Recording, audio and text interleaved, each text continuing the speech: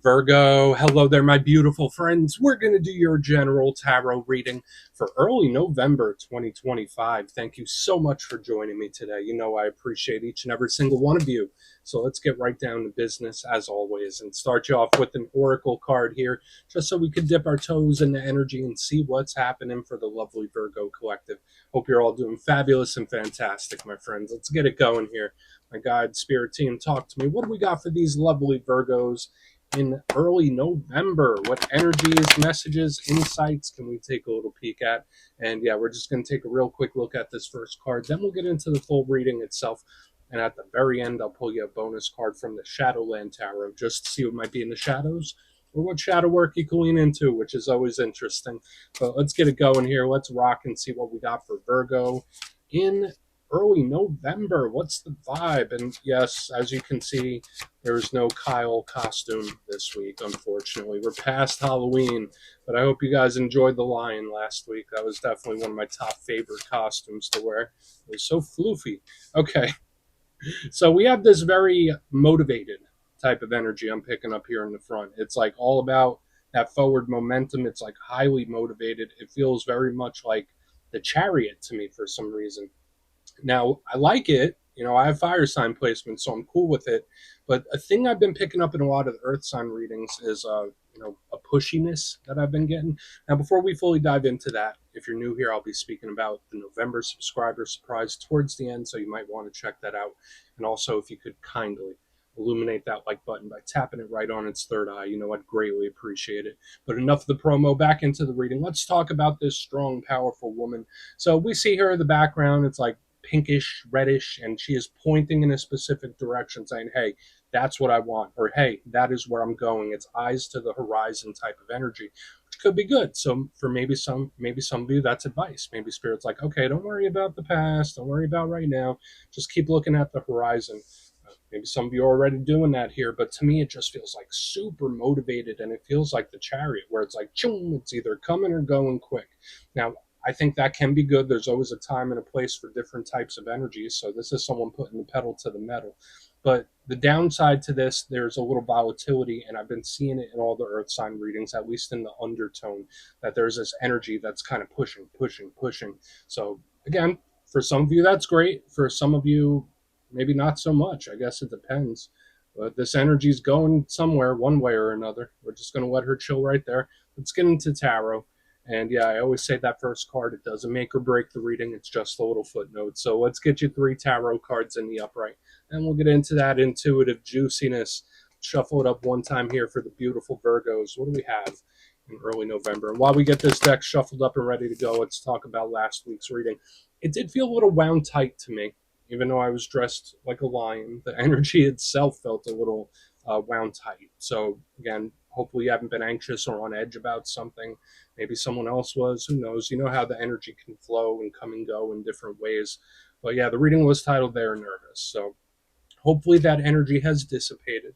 And we're going to see what shows up this week. As you know, energy is very fluid, never set in stone. So only take this how it hits for you, because we could be seeing your vibe or somebody else, right? Let's get it going. 3 cards for Virgo. What do we have in early November, please? Thank you.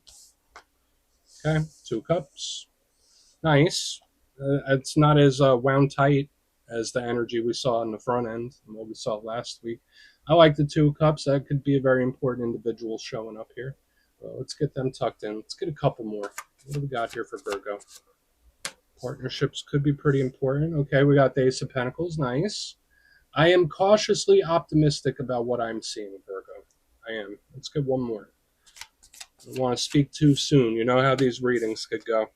Okay, 6 of Swords. Yeah, the energy is going somewhere. Where is it going, though? Like, where are you headed? What are you doing? What are you working on? It's moving forward. I think that could be a good thing. And, you know, sometimes people feel like if I'm not moving forward, I'm moving backwards. This energy is moving forward, if even at a slower pace. But let's go through. I'll give you some of the classical meanings and archetypes. Then we'll get into that juicy, intuitive stuff. But at first glance, you know, I always like to look at the elements. And you have a nice, even distribution this week, which is nice. Usually, if we're too heavy on one element, the energy could be lopsided. But we have water, earth, and air. So water, that's the realm of emotions, feelings, creativity, imagination, personal connections. So that's a big thing, even with other cards aside from the Two of Cups. The water can be a little flowy, right? Sometimes it could be a little up, it could be a little down. It's always moving and adapting. So we'll keep a close eye on it. But since you're an earth sign, this energy works very well with you. Moving to the center, we have earth, your power element, your comfort zone. That's the realm of the material. It's the realm of feeling secure. So home, family, it could be work and business as well. To me, when I look at Earth, I think of the world that we function in. So if we're playing a board game, that's the board that we're playing upon.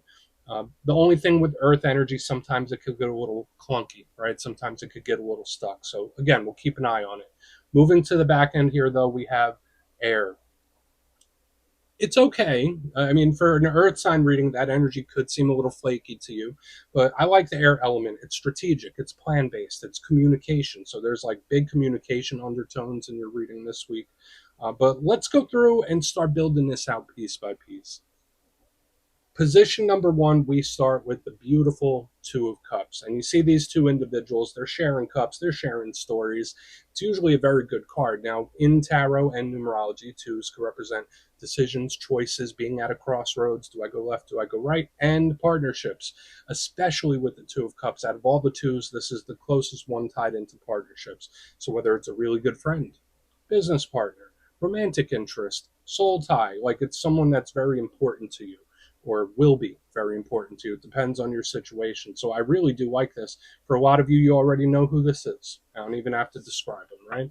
Um, Usually, if we're not talking partnerships, this energy is silky, smooth, easy flowing, easy going. So if we're talking about conversation, this is usually a pretty good one.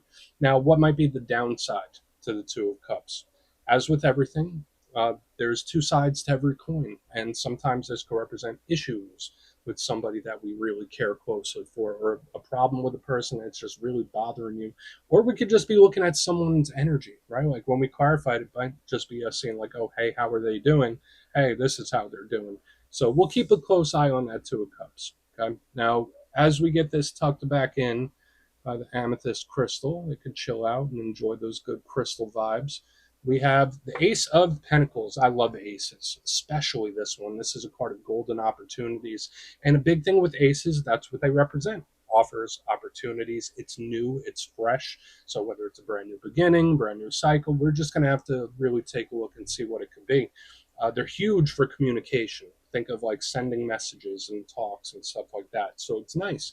But I see this as the universe kind of plopping something in your lap. So whereas you might not be planning for it, the universe is like, oh, here you go, Virgo. Do you want this? You could have it if you want it. The downside to aces, they could be a little flaky. I know I was saying that about the air energy, but all aces, they can dissipate. They're not permanent. It's limited time only. So we do want to look at it, but it's good nonetheless. That's one thing I could definitely say about the Ace of Pentacles. But you might just have to meet someone or something in the middle. Now, moving to the very back end, we have the Six of Swords. And if we might have an issue, it might come here. Now, usually this is a very good card. You see the people, they're in a boat, they're coming out of the choppy waters into the calm. So to me, this is action, this is progress, this is forward movement and forward momentum. I usually like it quite a bit. So it talks about improvement. This can also represent distance and travel. So whether you're planning a trip or something like that, this is your card. But the downside is where it gets a little choppy, right? Because sometimes this could be an energy that abandons something, that gives up on something, that's a little too flighty, where it's like if there's any pressure, boom, this energy just goes off. It could be a little avoidant, if that makes sense. So yeah, I'm not saying you're avoiding something, but the Six of Swords isn't always, I don't want to say trustworthy because it's not that. It's just an energy that's flighty. So we'll take a look at it much closer. But I'm feeling optimistic. Again, if it's improvement or if it's a conversation, then I'm really happy about it.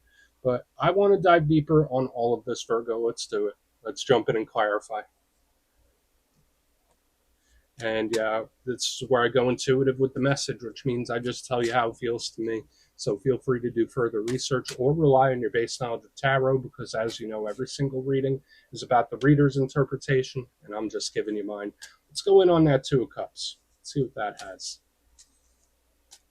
Oh, and yes, if you're a reader yourself, please feel free to play along. That's why the box is here. If you're feeling any messages you want to give to Virgo, you can drop it in the comments. I don't mind at all. Okay, why is the Two of Cups in the mix? Okay. Why's the Two of Cups here? Okay. Hmm. All right, that's peculiar.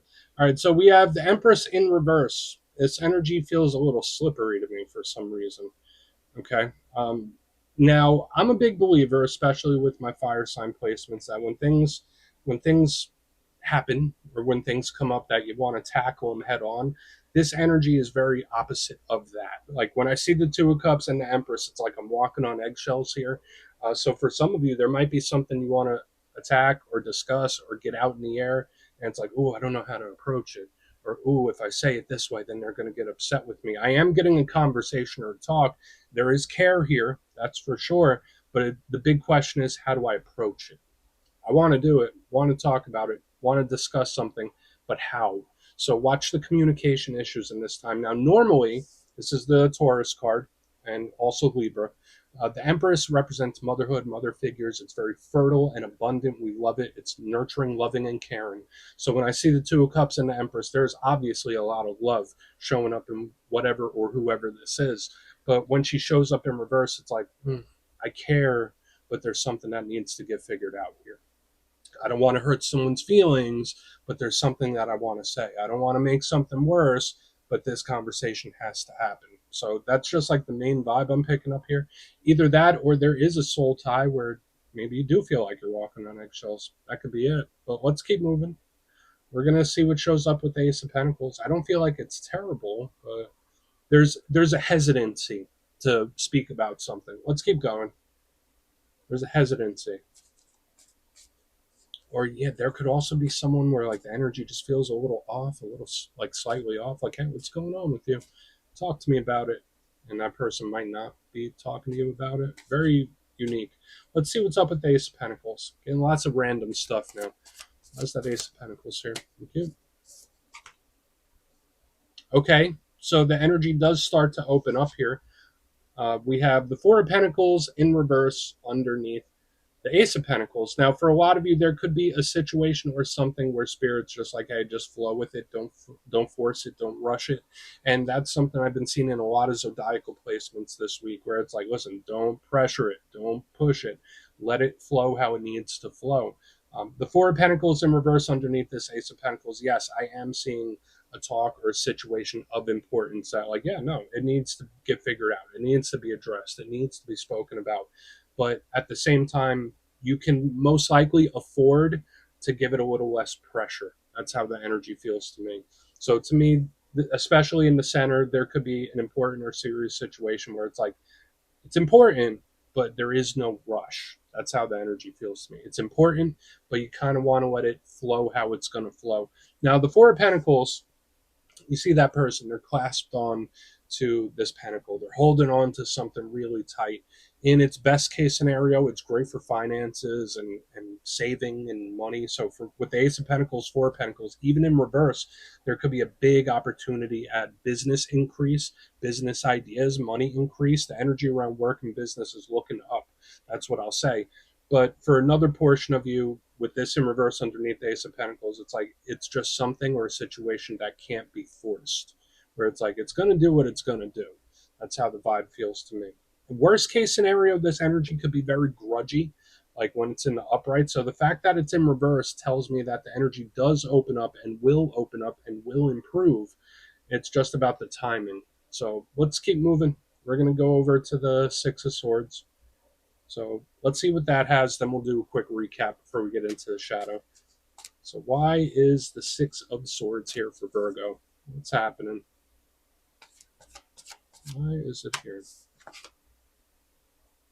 Okay. All right. So we do have the Ten of Swords in reverse. Maybe something that has been bothering you or hurting you for a while no longer does. This is a very healing type of energy. So if you are going through some sort of healing phase, this is what we do want to see. But yeah, Six of Swords, Ten of Swords in reverse. It's like it still hurts, but not as much. It's like giving me that kind of vibe here. Now, the Ten of Swords is one of the more difficult cards in the deck. A lot of you probably already know that it represents endings, represents pain. It's not the easiest thing, but the fact that it's in reverse, that's the best way we want to receive it. Now, again, the way the whole situation seems to flow, I think a softer touch is better. So again, if this is with a specific person, softer touch. Let it flow how it needs to. If it's a work or business thing, softer touch. Give it a little time. There's no rush. Even if it feels like there is a rush, there is no rush. And yeah, the Six of Swords with the Ten of Swords in reverse. I don't want to say it's a cop out like time heals all, but it's like kind of giving me that vibe where it's like it'll improve in time. There's going to be some sort of process going on here. I hope that makes sense. But yeah, if this was in the upright, I would be much more concerned because it does represent a rough and tough ending and a lot of pain. So the fact that it's in reverse, yeah, there are situations that are important or serious showing up here, or that should be treated as such. That's what I'll say. They should be treated as serious or important. But the main vibe I'm picking up here on the back end is like, all right, we're getting there. We're not 100% there yet, but we're getting close. That's the vibe, and I think that's okay. It's just about the process. It's about the journey. It's not just about the result. But let's go through and do a quick recap. Then we'll get into the shadows. So very peculiar energy this week. If you kindly look in the box, position number one, we have the Two of Cups with the Empress in reverse. Could be an important individual, a soul tie or some sort, but this can also represent somebody feeling like they're walking on eggshells or being delicate for a reason. There might be something that needs to be addressed, like, hey, tell it to me straight. But this energy would recoil if that's the case. Like if you try to be too aggressive, the energy would recoil. So it's like use a softer touch here. Moving to the center, we have the Ace of Pentacles with the Four of Pentacles in reverse underneath it. Great for money, great for business opportunities and work things. So I love it for that. But again, there is just something about it where it just can't be forced. Like there's just something about it that it needs to happen naturally. So again, whether it's a situation of importance or seriousness, it's there, all in due time. There's no rush. Moving to the back end, we have the Six of Swords with the Ten of Swords in reverse. For a lot of you, if you are in a time of healing, or if there's a situation or something you're still healing over, it's like, okay, we're getting better. Might not be there 100%, but I'm feeling better about it. Slow, steady results. And that's the thing that I really like about the energy here. But yeah, please take a screenshot if you want to look into it further. Let's see what's in the shadows. Okay, let's get a good shuffle here. And yeah, I always like to pull one of these at the very end just to see whether it's something within you or something you don't quite see. Shadow cards don't always have to be a challenge. They can be a good thing too. So let's get you one. Oh, and yes, if you made it to this point in the reading, please feel free to check out channel memberships. I'll put a link for it in the comments below. It's a beautiful way to support the channel, and I have much love for all my channel members. Okay, let's get this going here. What do we got for Virgo in the shadows? Thank you.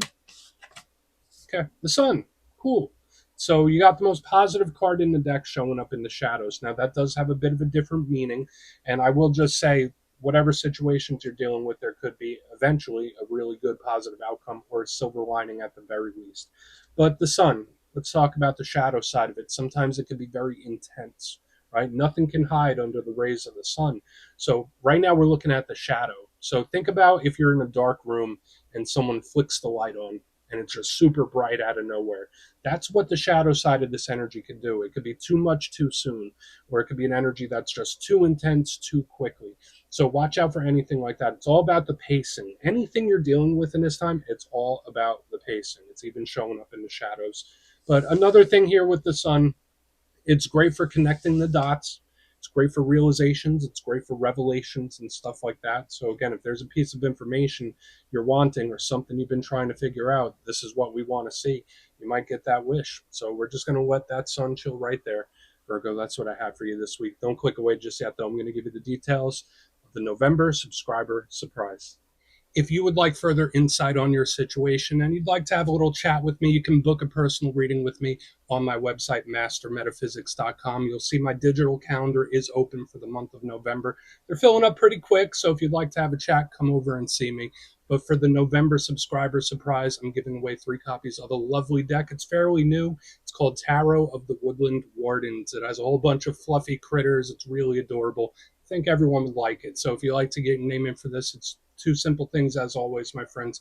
First, you must be subscribed. And second, let me know down in the comments, since it is November, what are you most grateful for right now? You'll be entered to win, and at the end of the month, the winners will be announced in my community tab. As always, my friends, much love, and I'll see you soon.